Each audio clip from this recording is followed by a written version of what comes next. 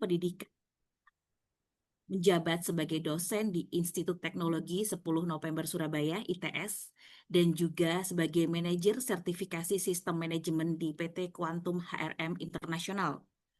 Beliau juga merupakan inisiator dari Himpunan Pendidik dan Pengajar Muda Indonesia (HIPMI) yang menyelenggarakan kegiatan ini. Beliau aktif di berbagai forum nasional, dan Dr. Hardika ini dikenal atas kontribusinya dalam pengembangan kompetensi guru, pendidikan karakter, dan penguatan kepemimpinan di dunia pendidikan. Hari ini Pak Hardika akan menyampaikan sambutan sekaligus materi dengan topik keterampilan sosial emosional yang dibutuhkan pendidik dan peserta didik. Kepada Bapak Dr. Hardika Prayudhistiawan, dengan hormat kami persilakan.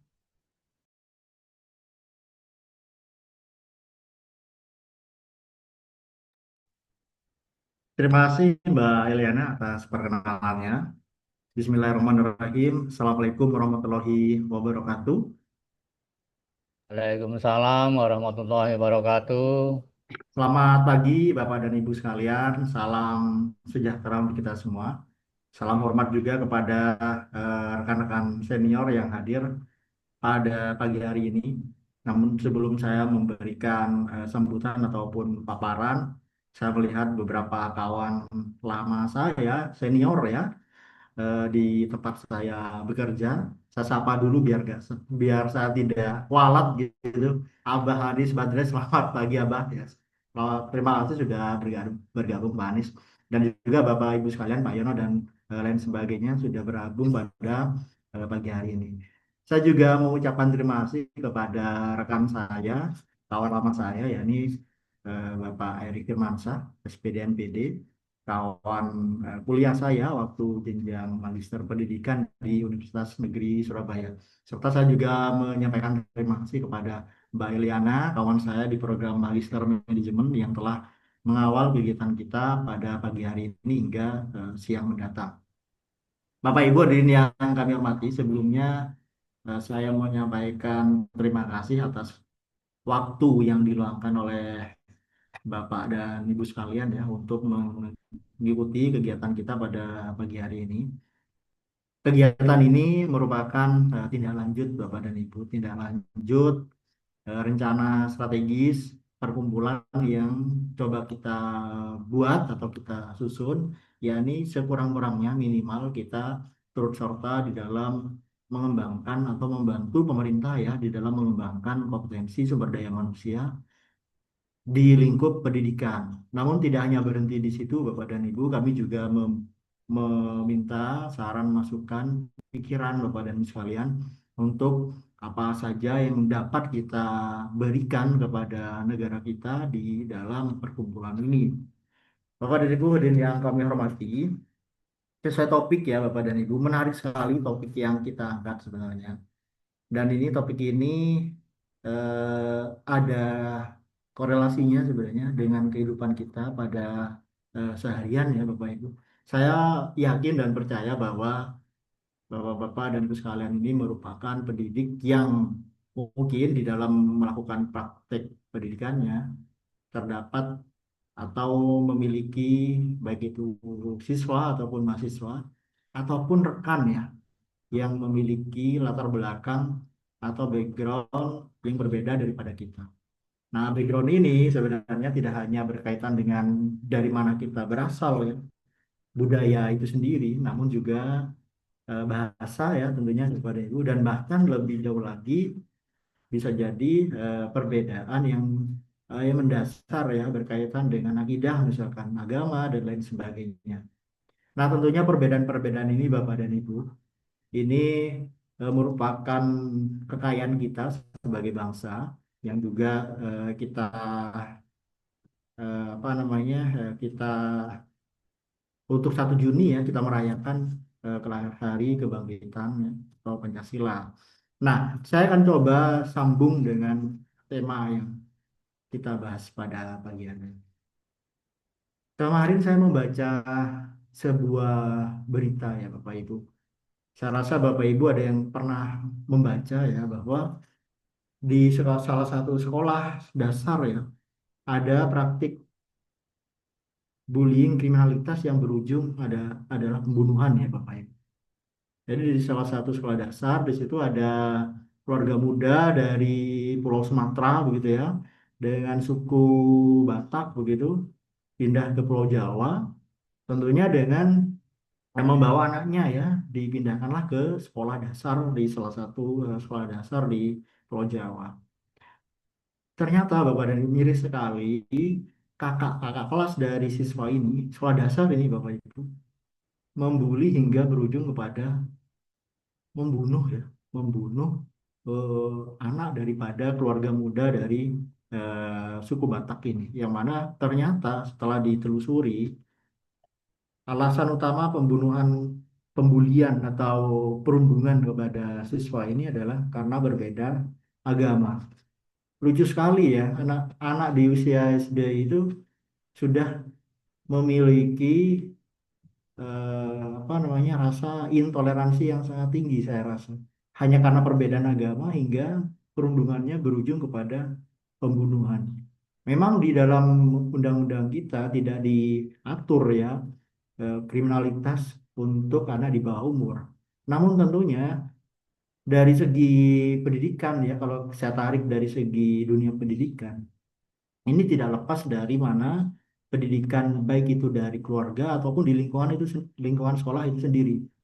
Saya menduga awal bahwa praktik perundungan perbedaan agama ini bahkan budaya mungkin ya itu berasal dari faktor lingkungan para pelaku ini, baik itu di lingkungan keluarga ataupun di lingkungan sekolah.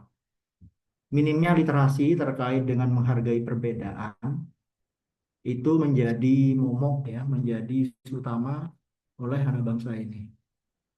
Saya khawatir Bapak dan Ibu, ini merupakan fenomena yang banyak terjadi di lingkungan kita sendiri, jangan-jangan. Namun meskipun tidak dalam berujung pembunuhan, tapi perundungan-perundungan, adanya perbedaan budaya itu masih kita rasakan.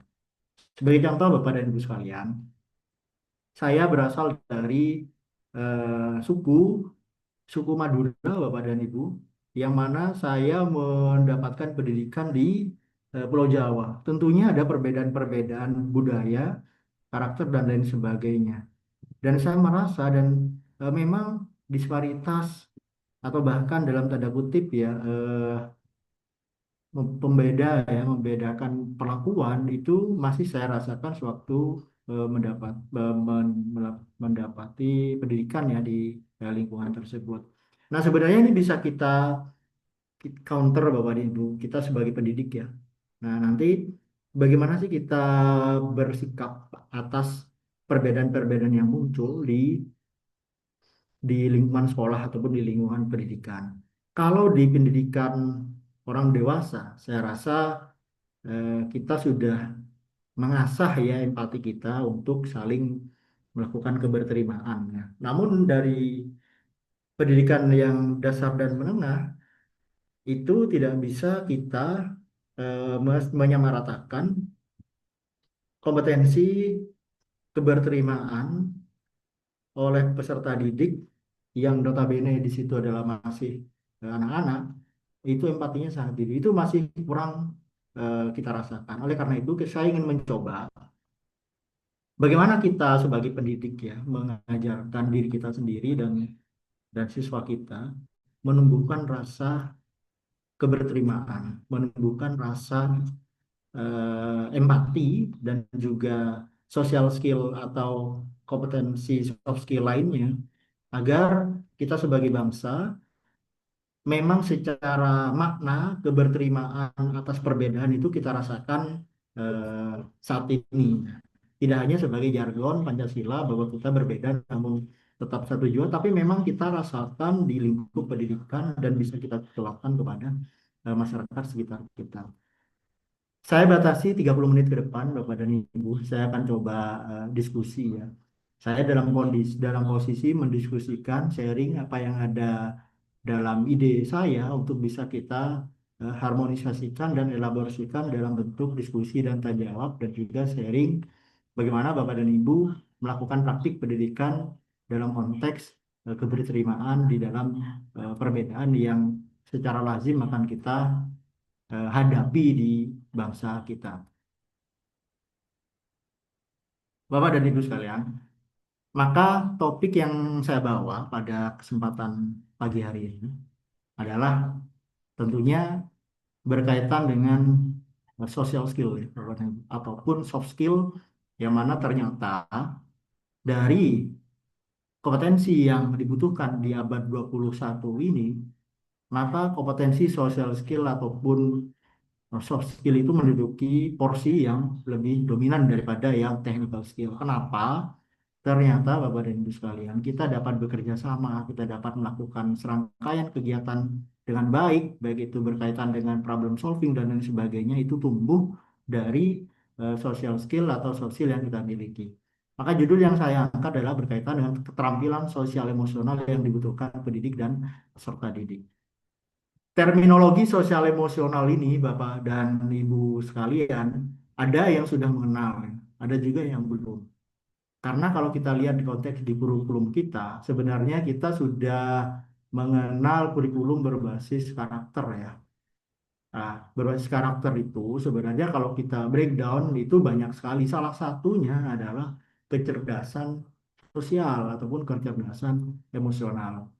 Suatu waktu saya dengan sadar mengikuti sebuah menonton sebuah eh, kuliah umum begitu ya dari seorang profesor di bidang manajemen sumber daya manusia.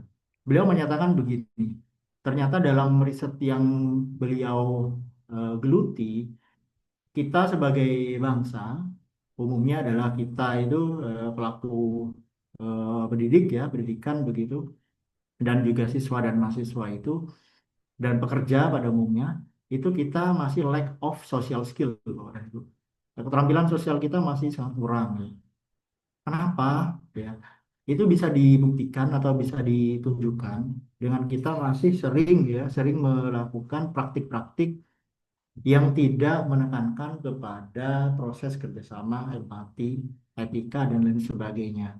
Output yang menjadi sasaran atau output yang menjadi concern utama. Padahal tidak hanya output, beli kata beliau, namun juga proses ya. Nah, di dalam proses ini, disitulah proses-proses tersebut muncul social skill ataupun soft skill yang mana didapat berpengaruh secara signifikan kepada output yang akan dituju ataupun dihasilkan. Nah, oleh karena itu, Bapak dan Ibu sekalian, merujuk kepada isu yang saya sampaikan tadi, bahwa kita butuh keterampilan sosial dan emosional, agar apa? Agar nantinya kita dapat membangun ya toleransi perbedaan ya, karena masih dalam rangka hari lahir Pancasila, maka kita bisa membangun toleransi dan juga empati di dunia pendidikan.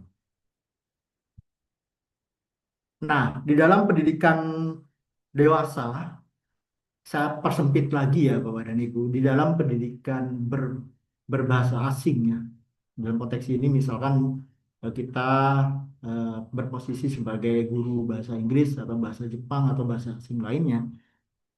Di dalam kurikulum itu kita sebenarnya sudah mempelajari topik satu mata kuliah berkaitan dengan cross culture understanding ya, atau CCU atau memahami perbedaan lintas budaya. Nah, sebenarnya pendidikan lintas budaya itu bukan menjadi bahan elitis untuk kaum intelektual di bidang pendidikan bahasa asing.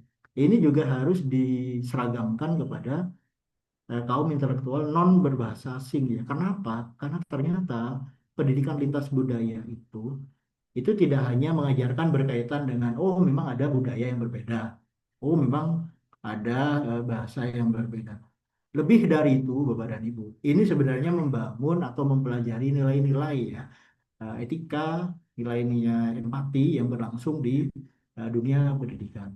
Oleh karenanya, kalau kita lihat dari terminologi ini bahwa pendidikan lintas budaya itu adalah proses belajar ya, yang melibatkan keberagaman budaya. Oke, ada bahasa, ada agama, dan nilai.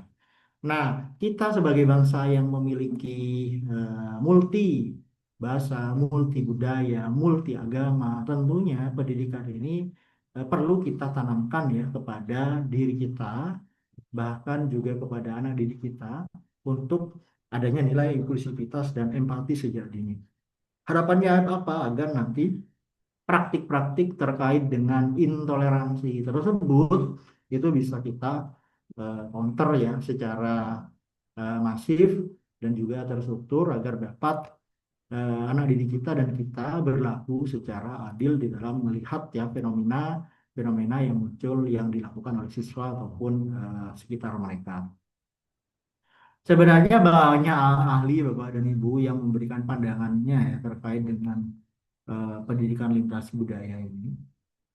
Ada salah satu tokoh ya, ini menjadi rujukan jika kita berbicara multikultur ya, adalah James A. Banks. Ya. James Banks ini adalah salah satu tokoh pendidikan ya, yang mana narasinya adalah eh, inklusivitas dan juga pendidikan multikultural. Beliau berpendapat begini bahwa pendidikan lintas budaya itu menggarisbawahi tentang pentingnya integrasi perspektif budaya yang beragam dalam kurikulum dan metode pengajaran untuk membangun penghargaan terhadap keberagaman.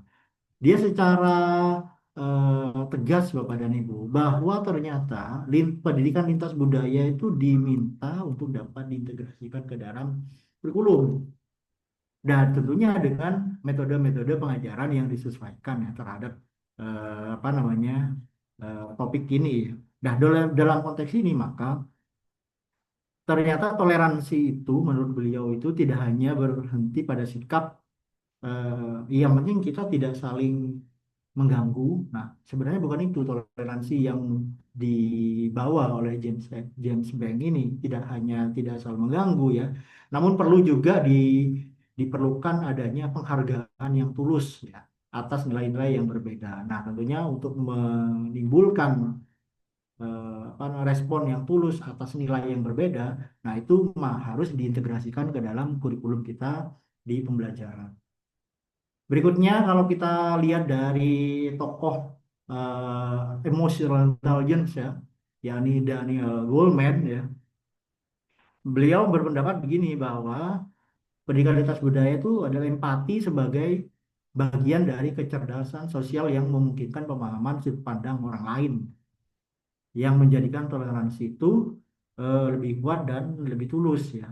Nah kalau kita lihat di sini bahwa empati di sini dibutuhkan sebagai bagian dari social intelligence yang sudah saya sampaikan tadi. Agar apa? Agar nantinya dapat dalam tanda kutip ya Bapak Ibu ya, memahami dan merasakan the way people see ya, atau sudut pandang orang lain. Kita sering melihat stiker ya Bapak Ibu ya, bahwa angka 9 dan angka 6 itu bisa diproyeksikan, bisa dipersepsikan berbeda, tergantung dari sudut pandang orang lain. Nah, kita di dalam fungsi edukator atau fasilitator, kita berada di mana kita harus memahami sudut pandang siswa kita yang menunjuk angka 6 dan juga yang menunjuk angka 9. Dan itu tidak ada yang salah dan itu merupakan sudut pandang yang berbeda saja. Terakhir Bapak dan Ibu yang menurut Geneva ini ya, nah, Geneva ini merupakan penggagas konsep, salah satu konsepnya adalah cultural responsive teaching ya. Ada pembelajaran berbasis kultur budaya di dalam proses pembelajarannya. Beliau menyampaikan begini bahwa guru itu harus peka atas budaya dan juga menyesuaikan materi dan menciptakan suasana belajar yang aman dan inklusif untuk menghargai keberagaman siswa. Nah, kalau kita lihat di sini bahwa beliau ini menekankan berkaitan dengan penyesuaian metode kita, nah, metodologi kita, proses pembelajaran kita, baik itu model, metode, dan lain sebagainya, untuk menciptakan suasana yang aman. Nah, kenapa perlu suasana yang aman? Karena dari suasana yang aman ini, maka muncullah nanti ya proses penyampaian pendapat yang lebih bebas dari siswa. Siswa tidak takut untuk mengutarakan pendapatnya yang berbeda. Karena tentu Bapak dan Ibu kita sebagai guru ya, mungkin sering ya, dulu waktu kita belajar kita sulit ya mengutarakan apa yang ada di isi pikiran atau ide kita. Karena apa? Karena kita tidak merasa aman. Ya, ya kita khawatir nantinya pendapat kita salah ataupun nantinya ada pendapat-pendapat kita itu tidak didukung oleh teman yang berujung kepada perundungan dan lain sebagainya. Oleh karena itu Geneva di sini meminta di dalam konsep cultural responsibility yang itu guru itu seharusnya dapat menyesuaikan materinya ya terkait dengan perbedaan budaya. Agak sulit memang dalam kita memberikan materi tapi kita sesuaikan dengan budaya ya. Ya perlu kita lakukan pendekatan riset bahwa Ibu lingkungan kita itu bagaimana. Apakah nanti bisa kita gunakan contohnya pendekatan berbasis budaya A ataupun pendekatan berbasis budaya B ini menyesuaikan daripada lingkungan kita berasal atau anak didik kita berasal. Nah, ini yang saya tawarkan dalam konteks social skill ya, Bapak dan Ibu. Sebenarnya SEL ini, kepanjangannya itu Social Emotional Learning ya. Ini sudah berlaku di beberapa negara maju, Bapak dan Ibu. Kalau saya lihat di Australia itu sudah menerapkan program Shell ini di dalam proses pembelajaran mereka. Kenapa Australia menerapkan? Karena ternyata banyak pendatang di luar apa namanya kebangsaan mereka, budaya mereka yang turut serta belajar ya di Australia. Oleh karenanya mereka secara tidak langsung membuat kurikulum yang agak berbeda dengan pada umumnya pada sebelumnya, yakni mereka menginsert atau memasukkan kecerdasan sosial emosional dalam pembelajarannya dengan tujuan ya outputnya adalah mereka lebih siswa itu lebih memiliki keberterimaan inklusivitas yang lebih baik. Apa saja sih skill yang dimiliki ya? Namun kepada skill itu, saya coba skill pertama ya, siswa atau kita itu seharusnya dapat mengenali dan mengelola emosi. Berikutnya adalah membangun hubungan yang sehat. Nah, ini berkaitan dengan interpersonal ya. Kalau yang mengenali dan mengelola emosi kan intrapersonal kita. Kalau yang membangun hubungan sehat, nah, dan juga menunjukkan empati, ini merupakan interpersonal kita kepada orang lain. Dan terakhir adalah membuat keputusan yang bertanggung jawab. Secara berurutan saya akan coba apa, diskusikan ya Bapak dan Ibu ya. Apa saja sih 5 kompetensi sosial emosional dalam konteks multikultural? Yang pertama adalah self awareness ya. Self awareness ini kalau kalau kita bahasa Indonesia kan adalah kesadaran diri ya. Kesadaran diri ini yakni kita mampu atau mengenali emosi kita dan juga bias diri kita serta menyadari penuh bahwa terdapat pengaruh budaya pada persepsi kita. Jadi kita paling tidak ya, saya bikin contoh lah misalkan kata sopan ataupun kata disiplin itu sebenarnya tidak bisa universal Bapak Ibu. Katakanlah kata sopan gitu ya. Kita tidak bisa menyamakan eh, normatif kita atas kata sopan itu kita samaratakan generalisasi dengan sopan yang dilakukan orang lain itu akan sangat berbeda. Contoh misal, kita menyatakan bahwa orang sopan itu adalah orang yang berbicara dengan lirih ataupun tidak terlalu menggunakan intonasi yang sangat tinggi misalnya. Nah, mungkin di kesempatan budaya yang lain itu tidak demikian ya. Bahkan kalau bisa berbanding terbalik ya. Kalau yang tidak mengutarakan dengan jelas, dengan tegas, itu tidak sopan. Nah, itulah adanya relativitas ya, relativitas persepsi atas multikultur atau multi budaya. Lantas biasnya bagaimana? Ya ini bisa juga menjadi bias Bapak dan Ibu. Ini maksud bias ini anggapan bahwa nanti siswa yang berbicara pelan tadi itu ya, itu dirasa kurang percaya diri menurut kita sebagai guru ya. Bah, padahal tidak demikian ya. Mungkin dia mengucapkan dengan lirih itu ingin menunjukkan kesopanan. Tapi bias yang kita sampaikan, yang kita buatkan persepsi itu kemungkinan dikira ada kurang percaya diri, padahal itu tidak demikian. Nah, itulah salah satu contoh self awareness yang perlu kita sadari bahwa kita juga mengenali emosi dan bias diri kita terhadap budaya agar persepsi kita itu tidak dilakukan generalisasi.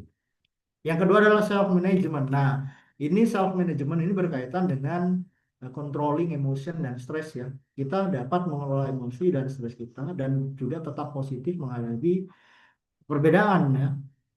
Nah, biasanya seringkali Bapak dan Ibu jika kita dihadapkan dengan multikultur ya. Multikultur itu guru kalau mendapat siswa yang berbeda budaya, kita akan ada yang namanya benturan nilai.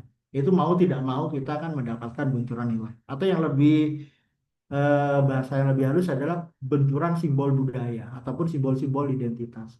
Nah, bagaimana kita bisa menerapkan self management terkait dengan itu? Maka ya kita dapat mengelola emosi tersebut dengan adanya benturan-benturan tersebut dan stay positif ya berkaitan dengan perbedaan itu. Paling tidak Bapak dan Ibu kita misalkan ingin mengajarkan mendidik siswa kita untuk melakukan self management ini bahwa kita memberikan pemahaman adanya perbedaan antara perbedaan pendapat dengan niat untuk misalkan melakukan penyerangan pendapat. Nah, itu agak berbeda. Ini contoh aja ya. Kita siswa yang melakukan perbedaan pendapat dan juga menyerang secara personal itu kan agak tipis sekali perbedaannya. Namun kita juga harus bisa memberikan pembedaan yang cukup tegas bahwa tidak semua orang yang berbeda pendapat itu menyerang Anda. Ataupun sebaliknya ya, tidak semua orang yang menyerang Anda itu ya melakukan perbedaan pendapat. Nah, itu kita harus paling tidak memberikan pemahaman yang lebih clear. Dan yang ketiga adalah social awareness. Nah, social awareness ini tentunya memahami dan menghormati orang lain dari latar budaya yang berbeda. Bapak Ibu, kita suka tidak suka ya, kita ajarkan kepada siswa kita bahwa ada budaya yang berbeda di luar sana. Kita tidak bisa melakukan yang namanya etnosentrism ya.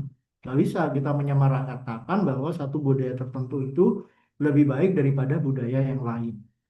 Kadang karena kenapa? Karena budaya itu sama dengan nilai. Nilai itu tidak bisa kita perbandingkan yang satu dan nilai yang lainnya. Karena apa? Karena nilai tersebut memiliki makna yang berbeda-beda bergantung daripada konteks sosial yang ada dan tumbuh ya di lingkungan kita. Yang berikutnya ada relationship skill ya. Nah, ini berkaitan dengan interpersonal skill Bapak dan Ibu. Ini membangun hubungan sosial yang sehat dan saling menghormati. Saya yakin Bapak Ibu punya cara ya. Bagaimana kita melakukan relationship skill kepada rekan kita. Dan juga Bapak Ibu punya cara bagaimana menjelaskan kepada anak didik kita, mahasiswa ataupun mahasiswa kita ya, untuk bagaimana kita di dalam membangun sosial yang sehat antar sesama dan saling menghormati. Saling menghormati ini bukan berarti yang seperti yang saya sampaikan sebelumnya, tidak semua perbedaan kita, tidak semua pendapat kita terima atas nama agar hubungan sosial kita sehat ya tidak. Tentunya di situ ada cara-cara yang lebih sehat ya untuk dapat kita mengutarakan hal-hal yang berbeda dan juga tidak menghilangkan prinsip saling menghormati. Terakhir yang tidak kalah penting adalah tentunya responsible decision making ya, membuat keputusan berdasarkan nilai moral dan konteks budaya. Nah, Bapak dan sekalian, kita di dalam pendidikan yang homogen ya, keputusan itu biasanya dibuat atas dasar yang tunggal ya. Misalkan ada standar normatif tertentu, kita gunakan itu sebagai keputusan mutlak.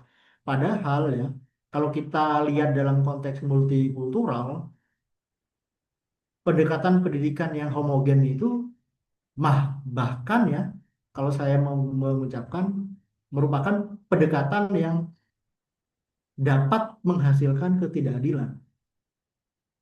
Kenapa?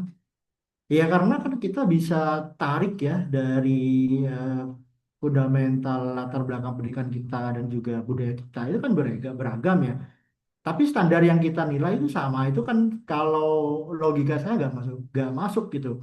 Dengan perbedaan multikultur dan juga multi bahasa dan lain sebagainya, kenapa standar yang kita gunakan di dalam penilaian itu sama? Harusnya kan menggunakan ataupun adanya perbedaan di dalam konteks budaya-budaya tertentu. Itu paling tidak harus dibedakan, tidak bisa kita disamaratakan. Oleh karena itu, Bapak dan Ibu sekalian, kita di dalam memberikan pertimbangan, memberikan nilai misalkan ya, kita sebagai guru di dalam memberikan nilai Ya tidak bisa kita di Gebiawiya kita pakai standar tunggal. Ya kita berikanlah standar lainnya, namun standar ini merupakan standar tambahan karena adanya aspek perbedaan budaya ataupun multikultur. Oleh karena itu nanti kita bisa lebih bijak ya di dalam memberikan keputusan ataupun memberikan nilai ya kepada siswa ataupun anak didik kita. Tentunya ada tidak akan pernah luput ya dari tantangan dan peluang ya berkaitan dengan implementasi sel ini, meskipun sel ini sudah sering dan dipakai di berbagai negara maju. Tentu adanya eh, tantangan jika digunakan di negeri kita. Apa yang pertama, yakni adanya pemahaman guru yang kurang berkaitan dengan dinamika lintas budaya. Ya mungkin banyak orang yang belum memiliki pelatihan ataupun pengalaman ya mengalami berkaitan dengan pemahaman keberagaman budaya. Karena bisa jadi tidak pernah mendapati lingkungan yang memiliki budaya berbeda. Dari kecil hingga dewasa memiliki lingkungan yang sama. Oleh karenanya itu kurangnya pemahaman ini menjadi salah satu contoh ya daripada tantangan yang kita gunakan untuk implementasi sel ini. Dan berikutnya adalah stereotip ya Bapak dan Ibu. Stereotip ya. Stereotip ini kalau saya berikan definisi mudahnya adalah anggapan atau pandangan yang umum ya, yang terlalu disederhanakan ya. Ya kita ini selalu memberikan pandangan yang umum dan disederhanakan atau digeneralisasi, padahal kan tidak ya. Satu contoh misalkan ada seorang oknum ya, oknum misalkan ya, oknum di kriminalitas misalkan ya, ataupun oknum yang lainnya. Kita tidak melakukan penilaian kepada person tersebut, namun kita generalisasi dari mana dia berasal. Nah, itu kan merupakan stereotip ya, yang tidak berdasar ya, atas hal yang terjadi pada orang tersebut ya. Dan berikutnya adalah kurikulum yang kurang sensitif terhadap keberagaman. Ya mungkin ada kurikulum yang mengatur terkait dengan karakter ini. Cuma kita sebagai penyampai, sebagai pendidik ya kurang kaya di dalam memberikan pemahaman atas keberagaman ini. Terakhir adalah peluangnya. Nah, sebenarnya di Merdeka Belajar itu sudah memberikan peluang ya Bapak dan Ibu ya, dan peluang berkaitan dengan diferensiasi ya, kita dibebaskan di dalam memberikan pengayaan-pengayaan, boleh dalam bentuk pengayaan materi ataupun dalam bentuk budaya yang dapat diinsert kepada proses belajar kita. Dan peluang yang lain adalah teknologi dan akses sumber global dan kegiatan proyek budaya yang memperkuat sel ini. Tentu kita butuh Bapak dan Ibu eh, proyek-proyek ya, project based learning gitu ya.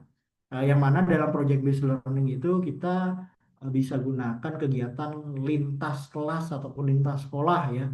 Ya, kalau sudah lintas sekolah dan ataupun lintas kelas, maka nantinya mereka kan akan bertemu dengan kawan-kawan yang memiliki budaya yang berbeda. Harapannya nanti di situ akan muncul sikap-sikap empati ataupun tentunya nanti bisa mereka bekerja sama di dalam multikultur yang berbeda itu. Nah, nanti terakhir nantinya dapat melakukan kegiatan pengambilan keputusan yang lebih eh, etis ya ataupun yang lebih general mempertimbangkan pendapat-pendapat dari berbagai multikultur tersebut. Strateginya apa? Saya bagi tiga Bapak dan Ibu strategi penguatan ini ya. Untuk pendidik, untuk kita, strategi penguatan sel ini kita bisa gunakan refleksi budaya dan kesadaran bias pribadi. Ya, kita coba refleksi diri Bapak dan Ibu atas nilai-nilai dan norma yang berbeda satu yang lainnya, apalagi berbicara budaya ya, tentunya ini akan berdampak kepada proses belajar di kelas ya. Adanya pembelajaran yang berbasis cerita dan budaya lokal global, maksudnya budayanya lokal dan juga ada juga kita bahas juga budaya-budaya yang global agar apa? Agar kita dapat membangun pemahaman kepada diri kita bahwa tidak ada unikultur, itu tidak ada, yang ada adalah multikultur sesama manusia. Dan terakhir adalah role model kita untuk memberikan empati dan pengambilan keputusan yang inklusif. Bapak dan Ibu sekalian, tidak mungkin kita memberikan materi ya yang efektif apabila kita tidak menjadi role model di dalam kelas itu sendiri. Oleh karenanya, penting sekali Bapak dan Ibu ya, kita sebagai pendidik ya memberikan role model empati terhadap eh, kegiatan belajar yang ada di kelas.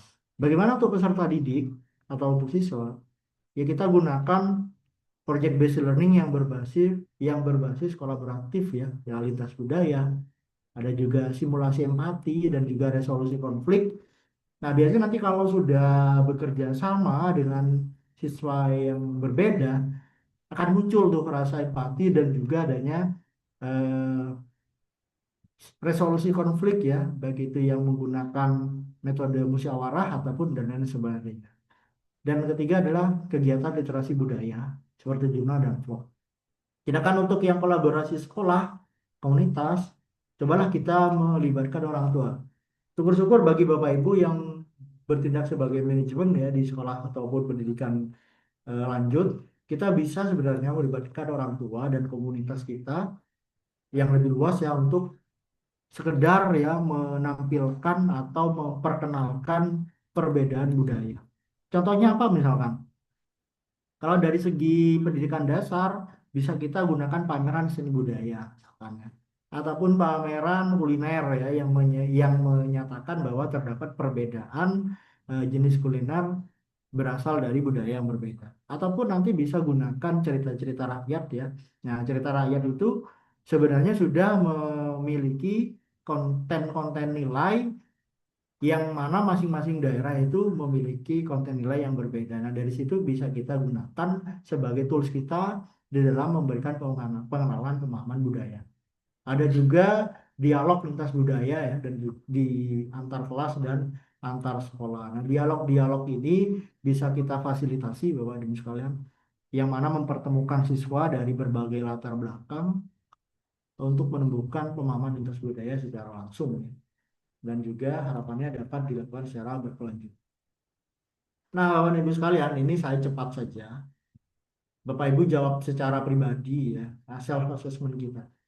Saya sengaja memberikan self assessment kepada refleksi kepada kita semua agar kita itu bisa mengukur ya sejauh mana kita menerapkan social ataupun emotional intelligence kita kepada diri kita, lingkungan kita dan juga lingkungan sekolah kita. Pertanyaan-pertanyaan pertama begini, apakah saya menyadari pengaruh budaya saya terhadap pandangan orang? Nah, ini perlu perenungan kita bersama agar kita dapat minimalisir bias bahwa ini salah. Saya percaya bahwa Bapak Ibu dengan budaya yang berbeda, pasti pandangan terhadap orang lain pun juga berbeda. Nah, kita harus dapat melakukan self assessment ini, self awareness ini. Yang kedua, apakah saya mampu tetap tenang dalam menghadapi perbedaan budaya yang bertentangan dengan saya? Apakah kita reaktif, Bapak dan Ibu? Kalau ada yang berbeda dan bertentangan dengan nilai-nilai yang kita anut, norma-norma yang kita anut, apakah kita reaktif atau kita tetap tenang, terutama kepada siswa kita? Berikutnya, apakah saya itu terbiasa di dalam mendengarkan dan memahami perspektif yang berbeda? Apakah kita tersinggung jika kita mendapati perspektif yang berbeda dari kawan bicara kita? Ataupun kita terbiasa? Yang berikutnya, apakah saya menciptakan ruang diskusi yang inklusif di kelas atau kelompok belajar? Nah, ini yang perlu kita pahami bersama, Bapak dan Ibu. Apakah kita sudah memfasilitasi ruang belajar yang aman di dalam kelas kita, ataukah kita melakukan serangkaian kegiatan yang bersifat top down ataupun otoritarian misalkan? Nah, itu tentu kita lakukan self assessment. Dan terakhir, apakah saya aktif memfasilitasi pembelajaran yang menumbuhkan empati dan toleransi? Karena jika kelima ini Bapak dan Ibu sudah pahami dan cenderung kepada eh, hasil yang baik ya, yang positif begitu ya, maka seyogyanya Bapak Ibu sudah menjadi role model yang baik di dalam proses pendidikan kepada anak didik kita. Karena kalau ini tidak kita canangkan dengan tidak kita lakukan dengan baik, maka isu yang di awal saya ceritakan tadi itu bisa jadi ya akan merambah kepada daerah-daerah yang lain karena kurangnya kita di dalam memberikan pemahaman ya kepada anak didik kita. Sebenarnya tidak hanya kepada anak didik, Bapak Ibu sekalian, lebih dekat lagi ini bisa kita tularkan kepada lingkungan keluarga kita yang lebih kecil. Nah, 5 self assessment ini Bapak dan Ibu bisa kita gunakan untuk mengukur kita apakah kita sudah cocok ya di dalam melakukan kegiatan sel ini. Kesimpulannya apa? Bahwa pentingnya pendidikan lintas budaya. Kita perlu membangun toleransi dan empati sebagai fondasi keharmonisan bahkan di lingkungan yang bersifat multikultural. Yang kedua adalah peran dan keterampilan sosial emosional kita. Bahwa sel ini seharusnya menjadi kunci interaksi yang inklusif dan menghargai perbedaan budaya di lingkungan pendidikan. Dan terakhir, implementasi dan refleksi kita. Bahwa strategi ini memberikan penguatan dan refleksi pribadi yang penting untuk menciptakan ruang belajar yang aman dan inklusif. Bapak Ibu itu yang bisa saya sharingkan ya. Tentunya nanti kita coba elaborasikan dengan sesi diskusi dan tanya jawab lagi-lagi ini merupakan buah pikiran yang mungkin cocok dan tidak cocok untuk Bapak dan Ibu. Dan Bapak Ibu juga berikan kepada kami feedback yang best practice, best practice ya, yang bisa Ibu ceritakan kepada kita berkaitan dengan pendidikan lintas budaya ini. Saya rasa cukup untuk saya. Wabillahi taufiq wal hidayah. Assalamualaikum warahmatullahi wabarakatuh. Saya kembalikan kepada Mbak Hilian. Waalaikumsalam warahmatullahi wabarakatuh. Terima kasih kami sampaikan kepada Bapak Hardika atas sambutan dan juga pemaparan materi pada pagi menjelang siang hari ini yang tadi membahas terkait isu-isu perbedaan culture ya, pendapat kemudian intoleran dan juga tadi ada ungkapan dalam bahasa Jawa ya Pak Hardika, ojo digebyah uyah ya. Jangan menyamakan seperti garam seolah-olah oh semuanya asin begitu ya Pak Ardika. Baik untuk Bapak Ibu yang memiliki pertanyaan atau bahan diskusi nanti akan kami buka setelah sesi yang kedua. Selanjutnya kita akan mendengarkan paparan dari narasumber kedua yaitu Bapak Erik Firmansyah SPD MPD. Saya akan mengenalkan secara sekilas. Beliau adalah seorang pendidik profesional dengan latar belakang pendidikan bahasa dan sastra yang memiliki pengalaman yang cukup luas dalam perencanaan, pelaksanaan, dan evaluasi pelatihan, khususnya dalam konteks bahasa dan budaya. Saat ini beliau menjabat sebagai Koordinator Bahasa dan Budaya di Peace Corps Indonesia, sebuah lembaga kemitraan antara pemerintah Indonesia dan Amerika. Pengalaman beliau juga mencakup berbagai peran penting dalam program pendidikan nasional maupun internasional, termasuk sebagai analis data pendidikan, fasilitator pelatihan guru, dan pendampingan program peningkatan kapasitas di berbagai daerah. Dalam berbagai kegiatan, beliau dikenal atas kemampuannya menyusun kurikulum pelatihan yang berpihak pada pembelajar, serta menciptakan suasana belajar yang menyenangkan dan inklusif. Pada kesempatan ini, Bapak Erik akan membawakan materi dengan topik menciptakan suasana belajar yang menghargai perbedaan. Kepada Bapak Erik Firmansyah, dengan hormat kami persilakan. Terima kasih Bu Eliana. Selamat pagi Bapak dan Ibu semuanya. Saya mohon izin untuk membagikan layar.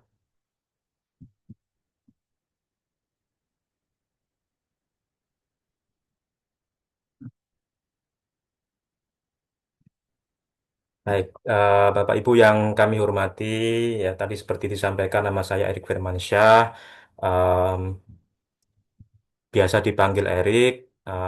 Seperti tadi disampaikan Ibu Eliana, saat ini memang saya kegiatan sehari-hari saya adalah pengajar bahasa dan budaya, khususnya memang lebih spesifik sedang membantu teman-teman dari Amerika untuk belajar bahasa dan budaya Indonesia begitu, yang di mana mereka sedang bertugas di Indonesia.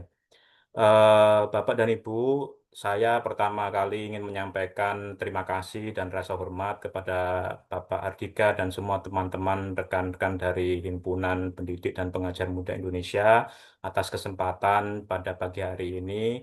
Em, karena topik yang diangkat pada pagi hari ini adalah membangun toleransi dan empati di dunia pendidikan. Izinkan saya dalam mungkin 30 menit ke depan untuk berbagi pengalaman saya terkait dengan topik yang ini. Bapak Ibu yang kami hormati, tadi disampaikan oleh Ibu Eliana bahwasanya topik diskusi yang akan saya sampaikan itu menciptakan suasana belajar yang menghargai perbedaan. Namun di paparan saya ini kata kerjanya saya sedikit ubah menjadi membangun. Karena kalau saya kiranya kalau tadi saya tetap memakai kata menciptakan, rasa-rasanya saya menegasi atau tidak mempedulikan mungkin praktek-praktek inklusif yang sudah terbangun di suasana belajar yang Bapak dan Ibu semua terlibat di dalamnya. Jadi em, izinkan saya mengganti judulnya menjadi membangun karena bisa jadi eh, suasana belajar yang terdekat dengan kita saat ini itu nuansanya sudah inklusif, hanya saja mungkin ada yang disadari, ada juga yang mungkin belum disadari. Nah, Bapak Ibu tadi sudah disampaikan oleh Pak Hardika, saya biasa manggilnya Mas Dika gitu kan sama-sama teman kuliah ya dulu. Eh, Fokus paparan saya saat ini adalah melanjutkan tadi, mungkin melanjutkan paparan tentang bagaimana sih kita mencapai suasana belajar yang inklusif gitu. Tadi Pak Dika sudah menyampaikan kompetensi-kompetensi sosial emosional yang seharusnya dimiliki oleh pendidik. Nah, saya mungkin juga ingin berbagi dari pengalaman saya pada kesempatan pada pagi hari ini. Tadi sudah diulas banyak sekali oleh Mas Dika gitu, suasana belajar yang inklusif ini adalah suasana belajar yang aman, peserta didik merasa dihargai dan diakomodasi. Biasanya ciri-ciri suasana belajar yang inklusif biasanya terbuka terhadap perbedaan, kemudian adanya pengakuan terhadap identitas unik begitu, dan kolaborasi dan refleksinya terjalin dengan baik oleh semua pendidik maupun peserta didik. Mungkin memang saya mungkin ingin menyampaikan disclaimer juga gitu, catatan bahwasanya em, mungkin pada pagi hari ini ketika kita bicara pendidikan inklusif, mungkin nuansanya sedikit lebih umum daripada pendidikan inklusi yang seperti yang tercantum dalam Permendiknas yang tahun berapa itu 2009 apa-apa gitu yang terutama yang berbicara tentang keterbatasan anak peserta didik dengan keterbatasan kemampuan begitu ya. Jadi ini mungkin saya kalau topik yang pendidikan inklusi saya merasa eh, bukan keahlian saya. Eh, saya ingin menyampaikan hal-hal yang lebih umum gitu ya, yang inklusif dalam arti pendidikan untuk semua. Tidak ada satu orang pun yang ditinggalkan. Termasuk mungkin di dalamnya adalah bisa jadi ketika kita berhadapan dengan peserta didik dengan keterbatasan kemampuan. Ini Bapak Ibu yang ingin kami diskusikan dalam kesempatan pagi hari ini, eh, strategi mungkin yang dari pengalaman saya selama berinteraksi dengan orang asing. Bapak Ibu boleh ambil mana yang bisa diterapkan atau tidak gitu, dan boleh kita refleksi bersama-sama apakah apa yang saya lakukan dengan teman-teman teman-teman dengan lintas budaya berbeda itu bisa juga diterapkan di ruang belajar Bapak Ibu eh, di rumah gitu ya.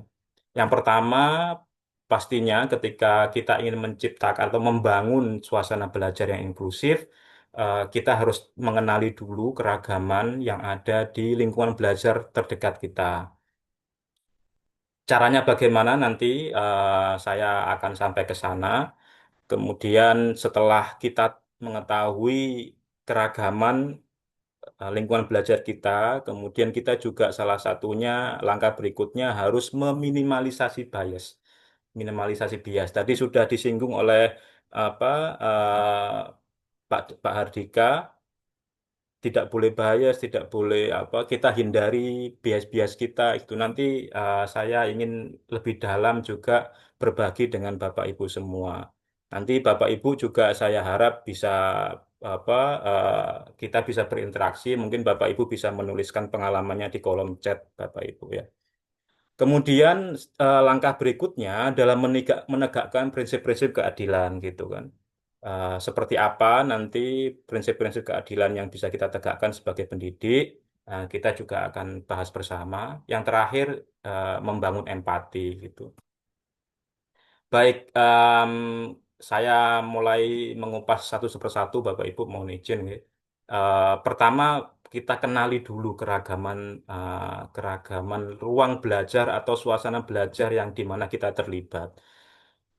Nah, saya ketika memang dihadapkan pada peserta didik yang beragam, itu biasanya pasti kita mulai dari saya pribadi dulu. Saya harus mengenali dan memahami. Dan memang kebetulan kalau dalam ruang lingkup kerja saya dilatih untuk apa ya, dilatih tentang cara untuk mengenali keragaman. Di antaranya ada dua alat yang biasanya kami pakai gitu di keseharian saya. Yang pertama adalah dimensi budaya, dan kemudian yang kedua adalah peta identitas. Nanti em, saya juga akan mengupas satu persatu begitu. Namun sebelum saya lanjutkan, Bapak Ibu, mungkin Bapak Ibu juga apa namanya kita dari tadi kan sudah membincangkan gitu kan. Hari ini topiknya itu tentang lintas budaya, tentang budaya. Jadi apa sih sebenarnya yang kita bicarakan pada pagi hari ini gitu. Selanjutnya kan saya akan menyampaikan tentang apa sih dimensi budaya. Berarti kan kita harus berangkat dulu dari bagaimana sih kita memaknai budaya begitu. Nah, di sini kalau di apa literatur saya gitu kan, karena memang background saya adalah pendidikan bahasa asing itu, di teori-teori di buku itu selalu digambarkan dengan C, yaitu culture gitu kan, budaya. Nah, budaya budaya di sini itu di beberapa teori itu selalu dibedakan antara C besar dan C kecil begitu. Jadi big culture dengan little culture itu. Di C yang besar mungkin saya akan tampilkan beberapa ekspresi budaya seperti berikut gitu kan. Mungkin sebagian besar kita memahami bahwasanya budaya itu budaya itu apa sih gitu. Oh, budaya itu musik yang berbeda, ekspresi tarian yang berbeda antara kelompok masyarakat satu dengan yang lain, hasil arsitektur yang berbeda gitu. Rumah di Indonesia berbeda dengan rumah di luar Indonesia, kemudian karya seni, karya sastra, film berbeda. Nah, itu biasanya yang disebut dengan C besar, jadi ekspresi budaya yang yang yang major gitu ya. Kadangkala kita lupa gitu melihat bahwasanya ada bagian-bagian ekspresi budaya itu yang sifatnya sehari-hari gitu. Nah, di antaranya cara kita berpakaian, cara kita berbicara, cara kita apa menyapa, berinteraksi dengan orang lain, apa yang kita makan, kemudian norma, nilai-nilai dan bagaimana kita menjunjung tinggi peran di masyarakat. Nah, interaksi sehari-hari ini juga merupakan ekspresi budaya begitu Bapak Ibu ya. Saya pikir kita semua juga memahami dan apa mungkin barangkali hanya hanya perbedaan bahwasanya oh iya biasanya budaya yang di yang ketika ada pertanyaan apa sih budaya itu eh, selalu mungkin umumnya yang ditampilkan adalah yang C besar tadi, padahal ada C kecil ini yang juga merupakan ekspresi dari budaya. Kalau saya pribadi kan sesimpel memahaminya sebagai nilai atau apa praktek-praktek yang diwariskan eh, oleh generasi satu ke generasi yang lain dalam kelompok masyarakat tertentu begitu ya. Nah, berangkatnya memang biasanya harus dari yang seperti ini karena tanpa kita pahami elemen-elemen budaya, kita biasanya akan kesulitan untuk mengerti bahwasanya budaya itu juga punya dimensi-dimensi yang berbeda begitu Bapak Ibu. Nah, ini selalu ketika kita bicara budaya itu em, apa yang muncul adalah simbol yang muncul ini simbol gunung es begitu. Karena memang ketika kita bicara tentang budaya, tentang ekspresi-ekspresi budaya, apa yang kita lihat di permukaan itu sama sekali tidak bisa menggambarkan apa yang di balik, yang di dalam permukaan begitu. Em, Misalkan contoh di permukaan kita biasa melihat adanya perilaku, adanya bahasa, begitu cara orang, misalkan perilaku kan contoh misalkan cara orang berjalan, cara orang apa berdiri begitu, kemudian bahasa, cara orang berbicara begitu, kemudian simbol-simbol apa, contoh misalkan produk-produk yang bisa kita lihat sehari-hari, pakaian, apa kendaraan atau mungkin contoh pakaian pakaian orang Indonesia itu yang seperti kebaya atau orang Muslim pakai jilbab itu kan ekspresi-ekspresi budaya yang tampak di permukaan yang bisa kita lihat dengan panca indera kita bisa rasakan. Nah, ekspresi-ekspresi tersebut itu kan tidak berdiri sendiri Bapak Ibu karena tadi kita memahami budaya itu sebagai sebuah fenomena gunung es itu, maka perilaku, bahasa, dan simbol yang terlihat secara kasat mata itu tidak hanya tidak bisa sekedar dipahami em, secara tunggal begitu. Masing-masing pilihan dari ekspresi yang muncul di permukaan yang bisa dilihat orang lain itu pasti memiliki makna.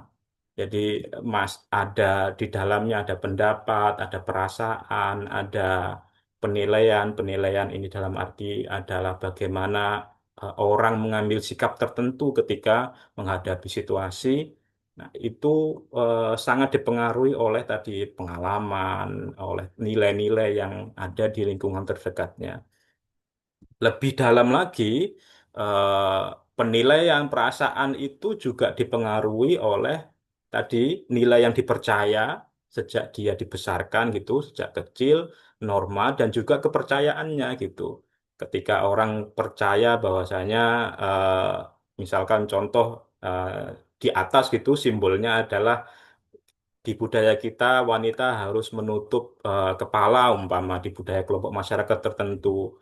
Di situ eh, timbul juga penilaian yang menjadi apa ya konsekuensi dari ekspresi itu. Ada masyarakat yang menganggap kalau apa kelompok masyarakat yang tidak memakai penutup kepala itu dianggap sebagai kurang aman gitu.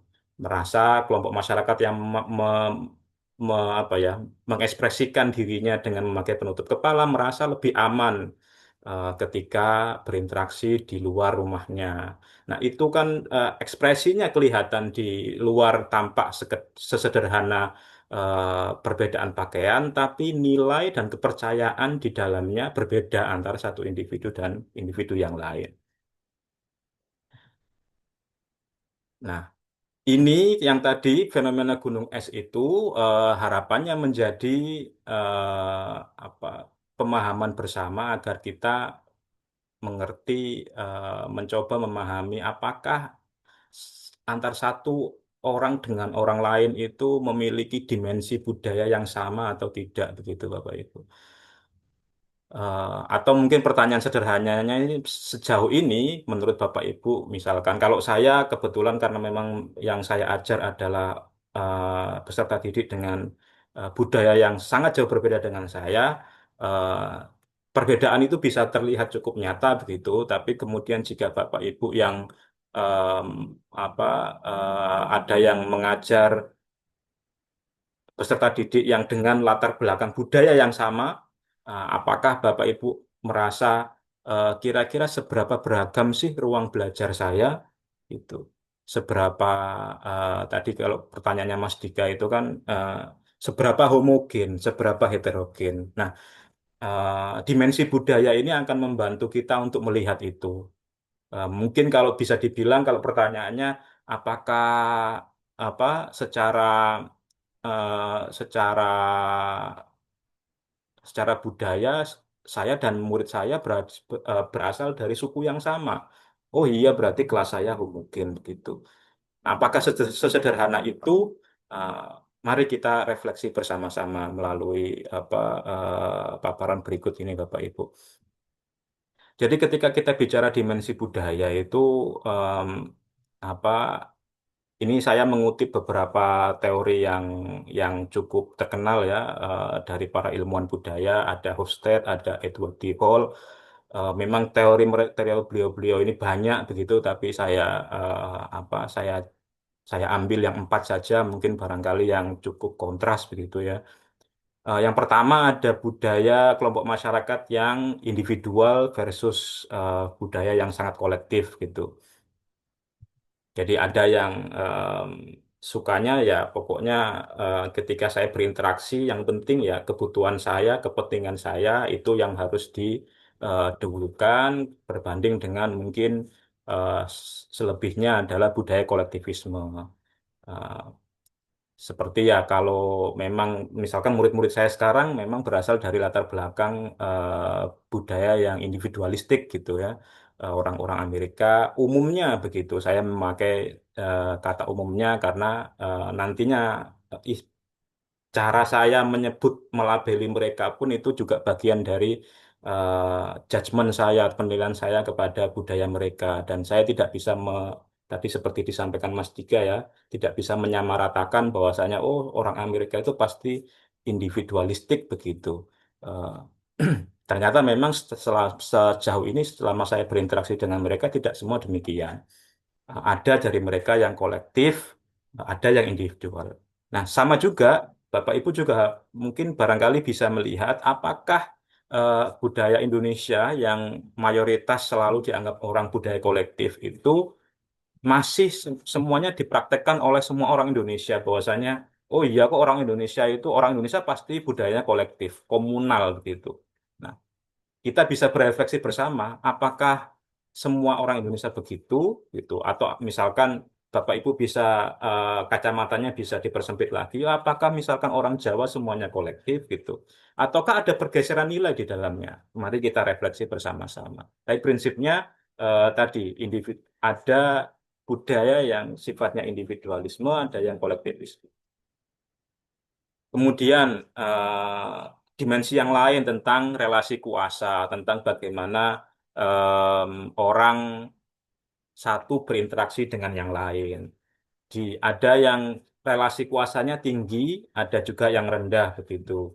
Relasi kuasa tinggi ini biasanya em, memang contohnya selalu yang dicontohkan adalah budaya kita ya, budaya Indonesia itu umumnya dianggap mempunyai relasi kuasa yang tinggi.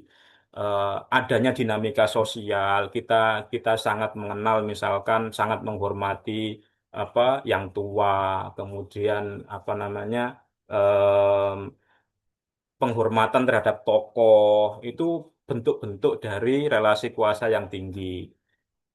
Di lain hal, di budaya yang lain ada juga yang merasa relasi kuasa budaya yang relasi kuasanya rendah. Jadi sikap egalitarian. Jadi satu hal mau tua mau muda itu harus diperlakukan sama. Cara penyebutan, cara manggilnya tidak ada perbedaan. Misalkan itu contoh-contoh yang mudah ya relasi kuasa yang rendah.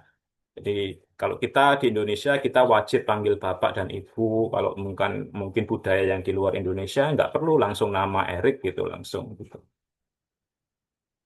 Nah, kemudian berikutnya ada dimensi komunikasi. Ada yang langsung dan tidak langsung. Em, Sekali lagi kalau yang Indonesia biasanya citranya adalah komunikasinya tidak langsung gitu.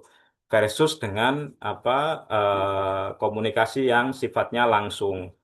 Artinya biasanya ini hubungannya dengan konflik begitu. Budaya dengan kayak komunikasi yang tidak langsung cenderung menghindari konflik gitu. Kemudian yang langsung biasanya mereka langsung ingin mengkonfrontasi konflik. Ketika ada masalah itu orang-orang yang mempunyai pilihan komunikasi tidak langsung, mereka mungkin cenderung untuk tidak langsung mengutarakan masalahnya apa. Sedangkan kalau yang langsung lebih memilih untuk langsung menyampaikan. Dan terakhir, dimensi budaya yang ingin saya angkat adalah terkait dengan konsep waktu. Ada apa namanya eh, kelompok masyarakat yang sangat menghargai waktu, semua ketika ada kegiatan itu tepat waktu gitu kan. Ada yang mungkin kalau di kita istilahnya jam karet gitu, tapi ada istilah lain mungkin teman-teman apa teman-teman saya yang orang Amerika itu mungkin mereka kenal dengan istilah jam karet tapi mereka lebih lebih menyebutnya flexible time gitu jadi waktu yang fleksibel. Nah, di antara empat dimensi ini Bapak Ibu mari kita refleksi apakah em, dimensi budaya ini itu memisahkan budaya kita Indonesia dengan yang mungkin orang Timur begitu ya, dengan budaya orang Barat begitu. Atau Bapak Ibu merasa enggak kok di orang Timur sendiri ada yang orang-orangnya yang individual, eh, ada juga yang kolektif gitu. Eh, Misalkan saya berkaca pada pengalaman, apakah orang Amerika selalu tepat waktu? Mayoritas saya bisa sampaikan iya. Tapi apakah ada yang mereka jam karet? Saya bisa sampaikan ada juga Bapak Ibu. Jadi ada yang mungkin memang karena apa mereka terekspos dari sebelumnya bahwasanya mereka oh ada pilihan sikap untuk misalkan datangnya ketika ada kegiatan itu tidak harus selalu on time tapi ada juga yang memang karena biasanya terkait ini saya berbicara terkait konsep waktu gitu ya teman-teman atau kelompok masyarakat yang menganggap bahwasanya waktu itu dianggap fleksibel fleksibel itu biasanya dipengaruhi oleh bagaimana budaya tertentu itu melihat waktu, melihat tadi relasi hubungan. Misalkan contoh ini berkaitan juga dengan relasi kuasa tadi. Umpama kalau dalam konteks apa rapat begitu, rapat di sekolah atau rapat di apa gitu. Kita mendapat undangan rapat jam 10 begitu. Kemudian misalkan saya diminta untuk memimpin rapat jam 10, tapi kemudian di sebelum rapat tersebut jam 9.30 saya dipanggil oleh atasan saya ngobrol begitu dan apa namanya karena sudah keasikan ngobrol atau mungkin atasan saya sedang mengobrol dan sudah jam 10 lewat begitu biasanya saya pribadi berkaca pada pengalaman itu kan eh, sangat susah untuk sangat tidak enak gitu kan untuk menghentikan ketika atasan saya berbicara.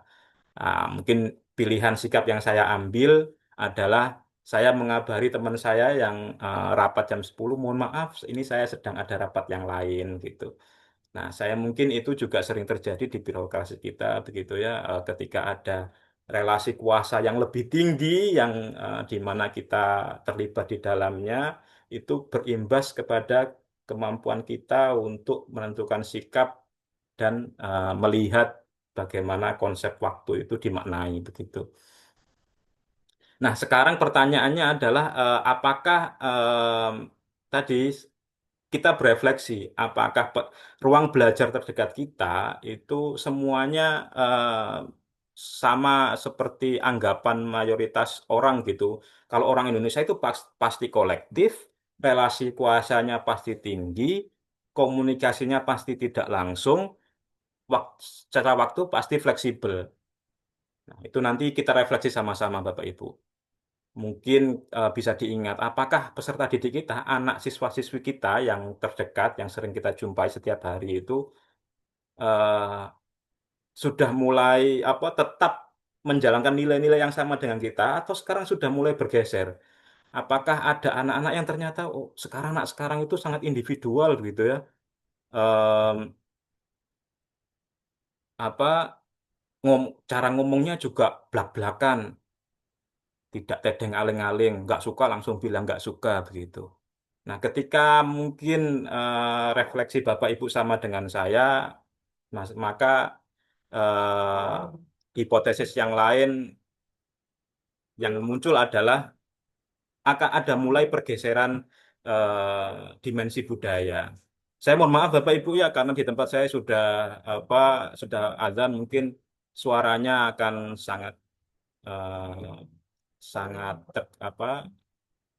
sangat nyaring di saya saya mudah-mudahan tidak masuk ke audio Bapak Ibu. Tapi di sini sedang di samping saya memang ada musola gitu. Tapi saya mau di sini untuk melanjutkan. Jadi refleksi tadi itu harapannya bisa membantu kita untuk melihat bisa jadi eh, sekarang itu yang dianggap mayoritas kita, mayoritas misalkan budaya-budaya yang selalu dilekatkan pada kita, tadi kolektivisme, relasi kuasa yang tinggi, tidak selamanya akan bertahan seperti ini, bisa jadi berubah juga.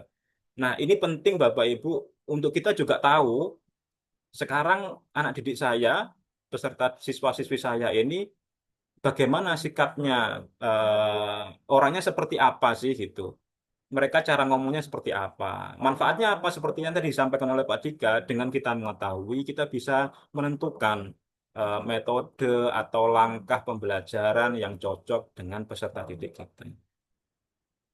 Berikutnya Bapak Ibu, selain dimensi budaya, apa yang bisa kita lakukan dalam rangka untuk mengenali keragaman peserta didik kita. Selanjutnya, yang biasa tadi, seperti yang sudah saya tampilkan di page sebelumnya, kita bisa melakukan yang namanya peta identitas, identity mapping gitu. Ini juga tadi barangkali kan kalau dimensi budaya yang tadi berguna untuk kita, oh kita harus paham orang lain itu berbeda gitu. Dua orang dengan dua kepribadian yang berbeda pasti memiliki pikiran yang berbeda. Nah, caranya untuk mengetahui perbedaan itu seperti apa, ini mungkin yang bisa dilakukan. Saya kurang tahu nanti kapan waktu yang cocok buat Bapak Ibu bisa terapkan ke salah satu kegiatan ini. Tapi kalau di saya, pengalaman saya biasanya itu kami melakukan, saya dan teman-teman Amerika itu melakukan ini di awal gitu. Kita saling berbagi peta identitas masing-masing gitu. Misalkan contoh ini saya tuliskan Erik ini apa saja saya menulis gitu. Oh saya itu orang Jawa, saya Muslim, saya tinggalnya di Sidoarjo, saya anak sulung, saya laki-laki. Sekarang saya sudah punya anak, saya bapak gitu.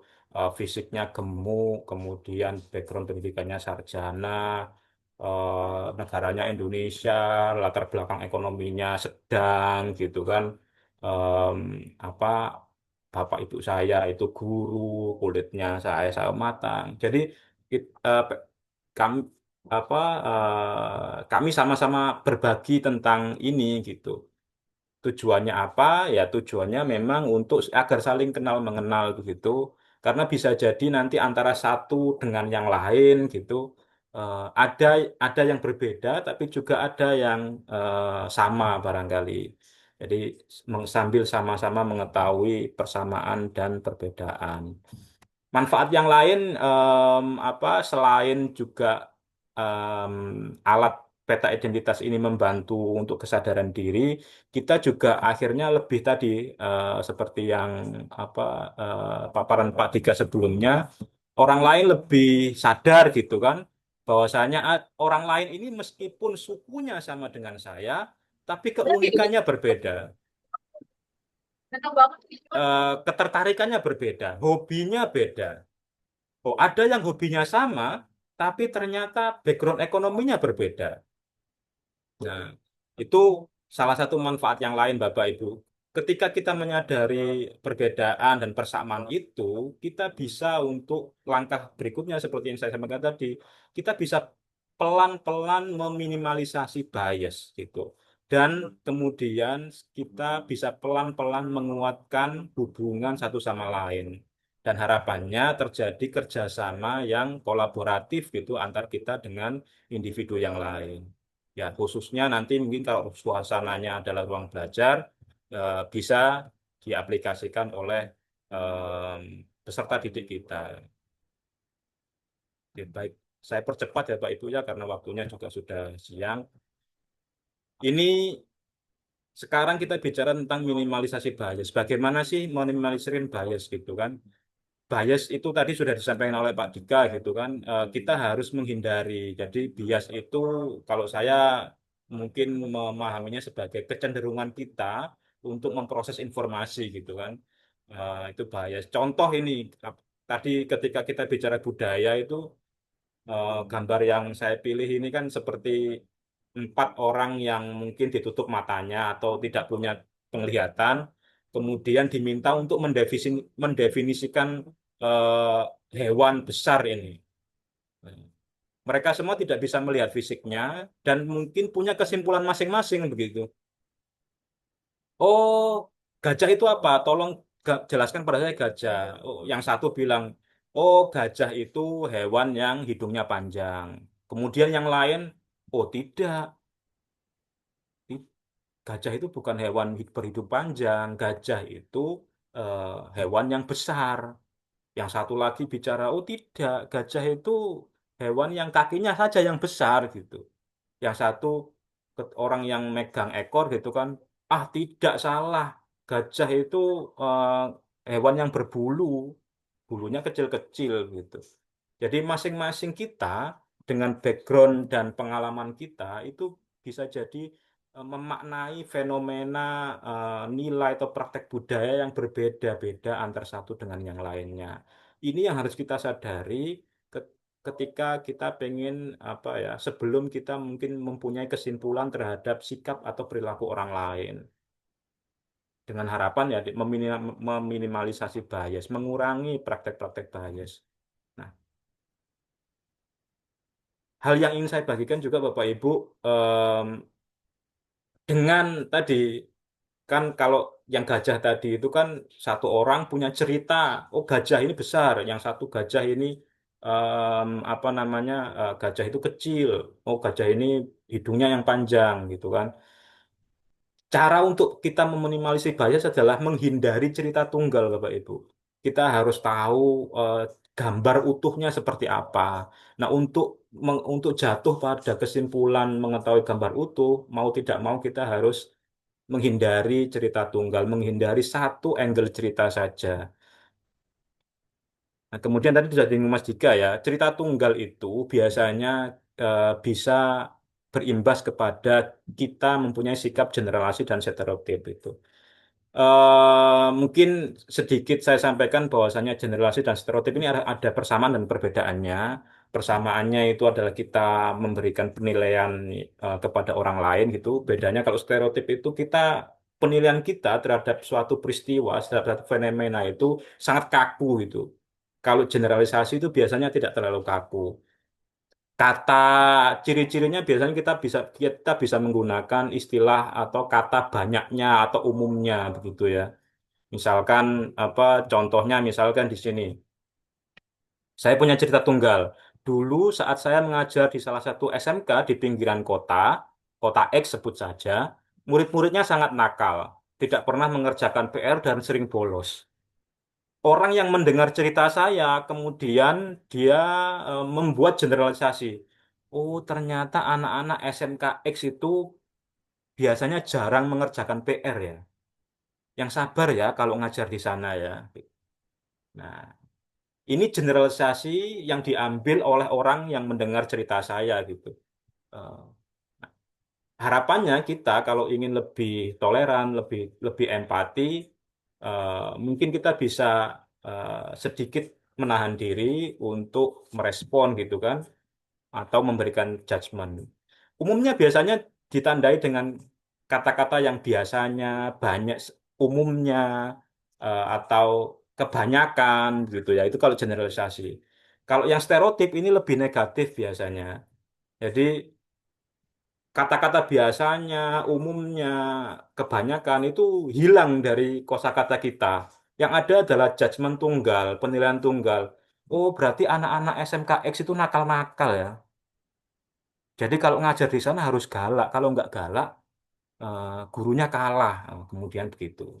Ketika menyikapi cerita tunggal yang di atas ya Bapak Ibu ya ini. Nah, kemudian ini konteks yang lain. Ini stereotip ini.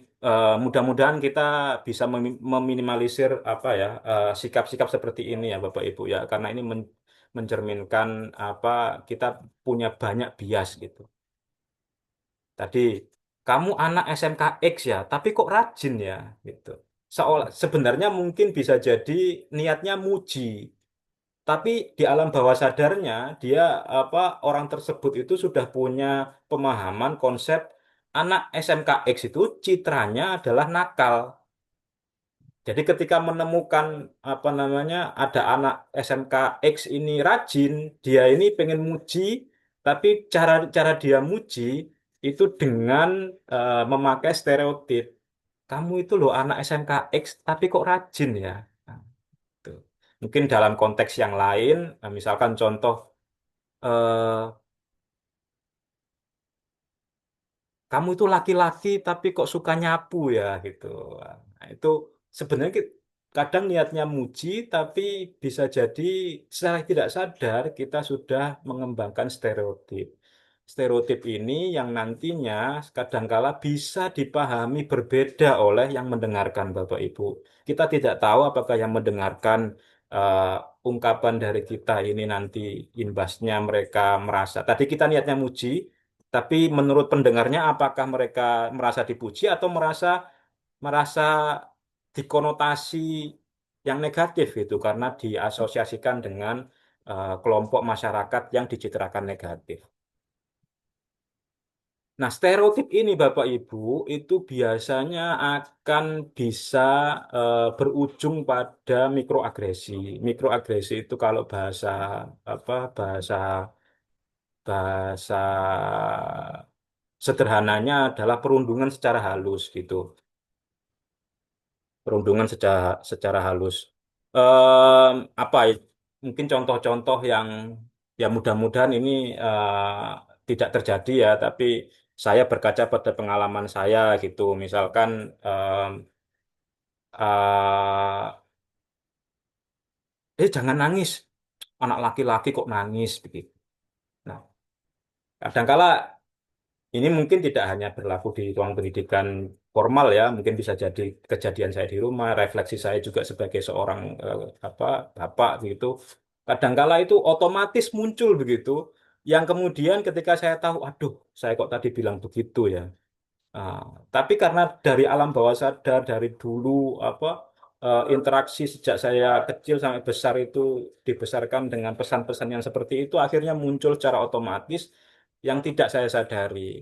Ketika saya sadar ya sudah telat gitu kan. Kemudian akhirnya saya harus meluangkan diri untuk minta maaf ya, Le, maaf ya nak, tadi Bapak ngomong seperti itu. Eh, jadi nah, misalkan ya tadi jangan nangis, anak laki-laki kok nangis. Padahal ya kalau kita mau fair, ya nangis itu hak siapapun begitu. Eh, Terus ada mungkin perempuan gitu.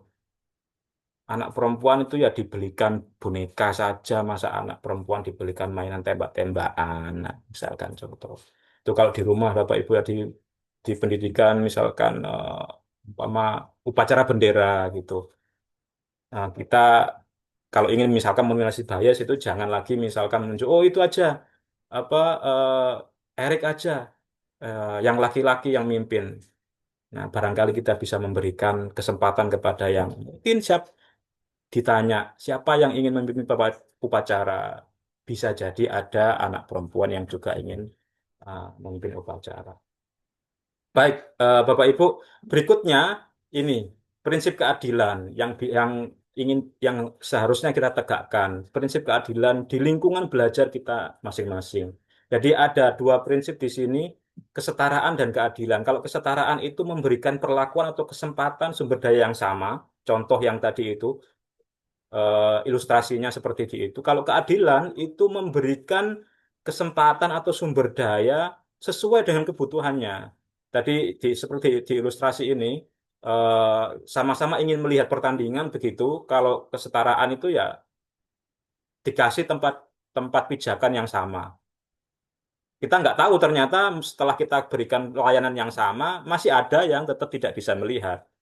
Kalau keadilan itu ya kita berikan sesuai dengan apa yang dibutuhkan gitu. Nah, harapannya ini juga semangat ini kita bawa di pendidikan. Contoh misalkan pembelajaran seumpama pembelajaran digital gitu ya.